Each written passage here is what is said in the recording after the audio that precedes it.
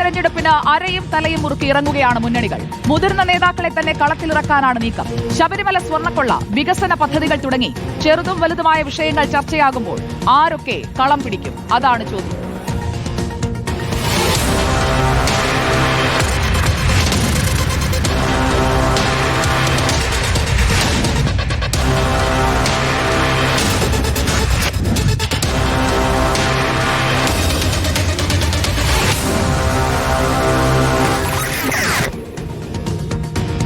വിവരങ്ങളുമായി റിപ്പോർട്ടറിന്റെ തെരഞ്ഞെടുപ്പ് സ്ക്വാഡ് ഇതാ പ്രേക്ഷകർക്ക് മുന്നിലേക്ക് എത്തുകയാണ്. ആർ റോഷിപാൽ, സുനിഷ അയലൂർ, VS രഞ്ജിത്ത്, അർജുൻ മട്ടന്നൂർ, ജെയ്സൺ ചാമുളപ്പിൽ എന്നിവരാണ് ആദ്യഘട്ടത്തിൽ നമുക്കൊപ്പം ചേരുന്നത്.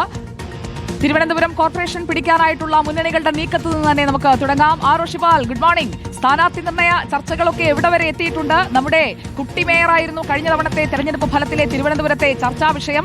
മേയർ ആര്യ രാജേന്ദ്രൻ വീണ്ടും മത്സരിക്കുന്നുണ്ടോ എന്നതറിയണം. മേയർ സ്ഥാനാർത്ഥിയായി ജില്ലാ കമ്മിറ്റി അംഗം SP ദീപകിനെ ഇറക്കി കളം പിടിക്കാനാണ് LDFന്റെ നീക്കം. മുൻ MP A സമ്പത്തിന്റെ പേരും ചർച്ചയിൽ സജീവമാണ്.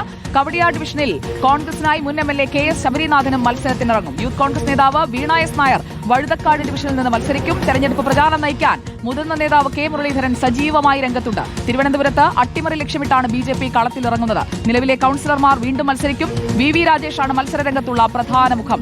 സംസ്ഥാന അധ്യക്ഷൻ രാജീവ് ചന്ദ്രശേഖർ BJPയുടെ പ്രചാരണം നയിക്കും. നമുക്കപ്പോൾ തിരുവനന്തപുരത്തെ വിവരങ്ങളിലേക്കാണ് വിശദമായി തന്നെ പോകേണ്ടത്. ആദ്യം സുനിഷയിലേക്ക് വരാം. സുനിഷ അയലൂർ, നേരത്തെ റോഷിപാലിനോട് തലസ്ഥാനത്തെ കാര്യങ്ങൾ എന്തായി എന്ന് ഞാൻ പ്രാഥമികമായി ഒന്ന് ചോദിച്ചു വെച്ചു. പക്ഷേ ഇപ്പോൾ ഭരണമുള്ളത് LDFന്റെ കയ്യിലാണ്. മേയർക്ക് ഒരവസരം കൂടി കൊടുക്കുന്നുണ്ടോ? വിവാദങ്ങൾ ഒരുപാട് കണ്ട ഒരു പ്രവർത്തന കാലമാണ് കടന്നു പോകുന്നത്. BJP ഇത്തവണ അധികാരം പിടിക്കുമെന്ന് ഉറപ്പിച്ചു നിൽക്കുന്ന സാഹചര്യത്തിൽ ഇത്തവണ ഒരു റിസ്ക് എടുക്കാത്ത നീക്കമായിരിക്കുമോ LDFന്റേത്?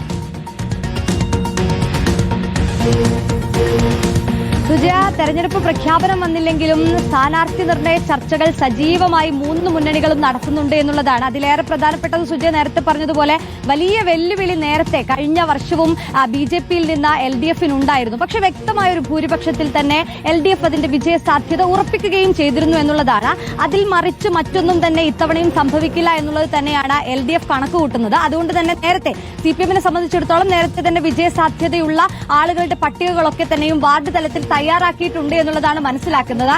സുജയ നേരത്തെ തന്നെ ചോദിച്ചതുപോലെ മേയർ ആര്യ രാജേന്ദ്രൻ, പക്ഷെ കുട്ടി മേയർ നേരത്തെ പറഞ്ഞതുപോലെ CPM ആദ്യഘട്ടത്തിൽ തന്നെ കയ്യടി നേടിയത് അങ്ങനെയായിരുന്നു. രാജ്യത്തെ ഏറ്റവും പ്രായം കുറഞ്ഞ മേയറെ മുന്നിൽ നിർത്തിയായിരുന്നു CPM അന്ന് കയ്യടി നേടിയിരുന്നത്. പിന്നീട് വിവാദങ്ങളൊക്കെ പല രീതിയിലും ഉണ്ടാവുകയും ചെയ്തിരുന്നു. പക്ഷെ അതിനൊക്കെ അന്താരാഷ്ട്ര തലത്തിലടക്കം നേടിയ അവാർഡുകളും മെഡലുകളും അടക്കം മുന്നിൽ നിർത്തിയായിരുന്നു ഈ വിമർശനങ്ങൾക്ക് LDF മറുപടി നൽകുകയും ചെയ്തത്. ഏതായാലും പക്ഷേ ഇത്തവണ മനസ്സിലാക്കാൻ കഴിയുന്നത് ആര്യ രാജേന്ദ്രൻ മത്സര രംഗത്ത് ഉണ്ടാകില്ല എന്നുള്ളതാണ്. അപ്പോ ആരെയായിരിക്കും CPM മുന്നിലേക്ക് ഒരു മേയർ സ്ഥാനാർത്ഥിയായി മുന്നിലേക്ക് നിർത്തുന്നത് എന്ന് ചോദിച്ചാൽ ജില്ലാ കമ്മിറ്റി അംഗമായിട്ടുള്ള CPMന്റെ ജില്ലാ കമ്മിറ്റി അംഗവും ഒപ്പം തന്നെ ശിശുക്ഷേമ സമിതിയുടെ മുൻ ജനറൽ സെക്രട്ടറിയുമായിട്ടുള്ള SP ദീപകിനെയാണ് ഇത്തവണ മുന്നിലേക്ക് മേയർ സ്ഥാനാർത്ഥിയായി മുന്നിലേക്ക് നിർത്താൻ പോകുന്നത് എന്നുള്ളതാണ് മനസ്സിലാക്കുന്നത്. സ്വാഭാവികമായിട്ടും SFIയുടെയും DYFIയുടെയും ഒക്കെ നേതൃസ്ഥാനത്ത് പ്രവർത്തിച്ച ഒരാളാണ്.